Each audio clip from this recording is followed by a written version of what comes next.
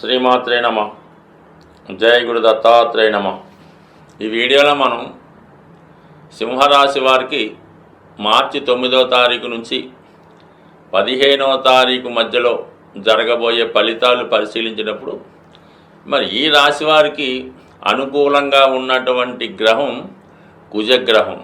ఈ రాశికి యోగకారకుడుగా చతుర్థ భాగ్యాధిపతిగా 11వ స్థానంలో ఉండడం వల్ల అటు కుజుని యొక్క క్షేత్ర ఫలితాలు అలాగే కారక ఫలితాలు కూడా ఈ రాశి వారికి లభించడం జరుగుతుంది. ముఖ్యంగా చతుర్థాధిపతి లాభస్థితి వల్ల విద్యార్థులకి చాలా అనుకూలంగా ఉంటుంది. మీరు ఎటువంటి పోటీ పరీక్షలో కానీ కాంపిటేటివ్ పరీక్షలో కానీ పాల్గొన్నా, మీరు ఏదైనా ఒక ఐఐటి లాంటి కోర్సుల్లో ప్రవేశానికి ఎంట్రన్స్ రాస్తున్నప్పుడు ఈ గ్రహస్థితి మీకు చాలా సహకరించే అవకాశం ఉంది. కాబట్టి తప్పకుండా మీకు ఒక మంచి కళాశాలలో సీటు లభించే అవకాశం ఉంది. అలాగే మీరు ఏదైనా ఒక స్థిరాస్తి కానీ ఒక వాహనం కానీ కొనే ప్రయత్నం చేస్తుంటే మీ సంకల్పం ఈ సమయంలో నెరవేరే అవకాశం ఉంది.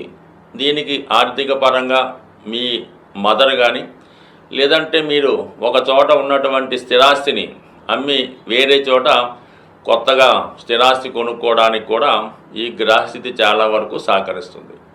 ఇక భాగ్యాధిపతిగా లాభస్థితి, అటు మీ యొక్క గురువు వల్ల అయితేనే తండ్రి గారి ద్వారా అయితేనే మంచి సలహా ద్వారా మీరు స్థిరాస్తి పొందడానికి అవకాశం ఉన్నది.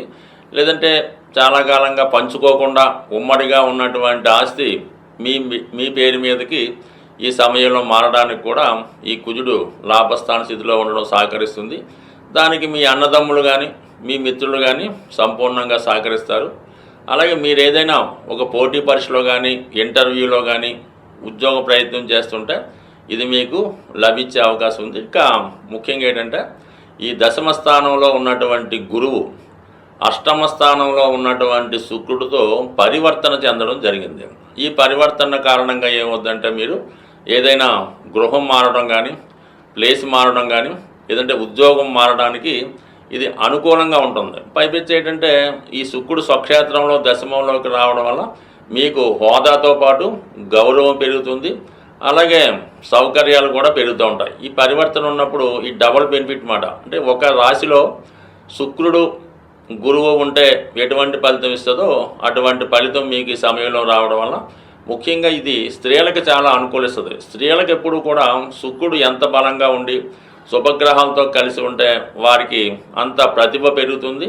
అటువంటి అవకాశాలు కూడా రావడం జరుగుతుంది. కాబట్టి మరి ఎవరైతే ఈ సింహరాశిలో అటు రాజకీయ రంగంలో కానీ లేదంటే ఏదన్నా ఒక సెలబ్రిటీ రంగంలో కానీ సినిమా రంగం టీవీ రంగంలో ఉంటే వారికి ఆటోమేటిక్గా హోదా గుర్తింపు గౌరవం కూడా లభించే అవకాశం ఉంటుంది. కాబట్టి సాధ్యమైనంత వరకు మీరు ఏదైనా ప్రయత్నం చిన్నపాటి ప్రయత్నంతో మంచి హోదా లభించే అవకాశం ఉంది. ఎస్పెషల్ ఇది స్త్రీలకు అనుకూలంగా ఉన్నది.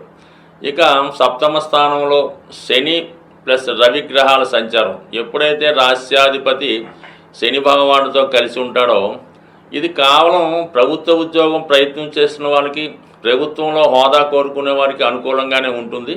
కానీ వ్యక్తిగతంగా మీ యొక్క ప్రతిభ తగ్గిపోతూ ఉంటుంది. ఏ పని చేద్దామన్నా కూడా స్వతంత్రించి చేయలేకపోతుంటారు. ప్రతి పని ఆలస్యం అవుతూ ఉంటుంది. ఈ కారణం వల్ల ఏదైనా ఒక ప్రయత్నం 1-2 సార్లు చేస్తే తప్ప అది సక్సెస్ అయ్యే అవకాశం లేదు. కాబట్టి కేవలం శని యొక్క ఫలితాలు ఎవరికన్నా శుభంగా కలగాలంటే కేవలం ఓర్పుతో వెయిట్ చేయవలసిందే. ఏమాత్రం తొందరపడినా కూడా అది మీరు వచ్చిన అవకాశాన్ని కోల్పోవడం జరుగుతుంటుంది. కాబట్టి చాలా ఓర్పుగా సహనంగా మీ యొక్క ప్రయత్నం చేస్తున్నప్పుడు ఈ ప్రభుత్వానికి సంబంధించిన ఏదైనా సరే నెమ్మదిగా వెయిట్ చేస్తే అది కంపల్సరీగా వచ్చే అవకాశం ఉంటుంది. కాబట్టి మొత్తం మీద ఈ రాశి వారికి కొన్ని గ్రహాలు అంటే ఎక్కువగా ఈ కుజ గురు శుక్ర గ్రహాలు అనుకూలంగా ఉండడం వల్ల శని యొక్క స్థితి మీకు ప్రయత్నం ఆలస్యం చేస్తూ ఉంటుంది. కానీ తప్పకుండా ఇవ్వడం జరుగుతుంది. సాధారణంగా ఇప్పుడు ఉన్నటువంటి గ్రహస్థితి ప్రకారం ఈ వివాహ విషయంలో వివాహ ప్రయత్నాలు చేస్తున్న వారికి చాలా ఇబ్బందులు ఎవరైతే ఎదుర్కొంటున్నారో ముఖ్యంగా అమ్మాయిలకి ఈ రాబోయే మార్చి 14వ తారీఖు పౌర్ణమి రోజు ఇది చాలా ఇంపార్టెంట్గా ఈ పౌర్ణమి రోజు ఎవరైతే అమ్మాయిలు కానీ ఎవరైతే పెళ్ళికి కావాల్సినటువంటి అమ్మాయిల తల్లిగారు కూడా ఈ పరిహారం పాటించవచ్చు.